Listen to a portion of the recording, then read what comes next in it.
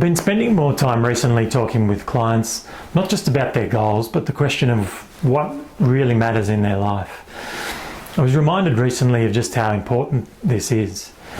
A nurse who works with patients in the final months of their lives recorded the 5 most common regrets of dying patients. In fact, she wrote a book about it.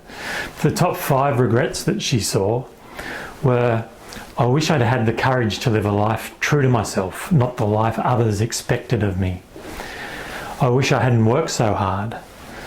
I wish I'd had the courage to express my feelings. I wish I'd stayed in touch with my friends. And lastly, I wished that I'd let myself be happier. This certainly made me stop and think. Now, like many professionals and small business owners, the regret of wishing I hadn't worked so hard really strikes a chord with me. I guess I'm lucky in that I love what I'm doing. I genuinely feel like I'm improving people's lives, and not just in a financial sense. I certainly feel part of a new movement that's changing the face of advice, and I'm really excited about that.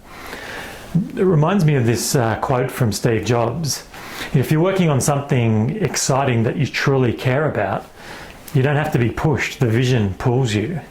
Having said that, I'm also mindful of making sure that it isn't at the expense of spending time with the most important people in my life. In no time at all, my 8 and 9-year-old daughters, who still think their dad's fun and great to spend time with, they'll be teenagers and then they'll be on their way. I'm not going to get this time back.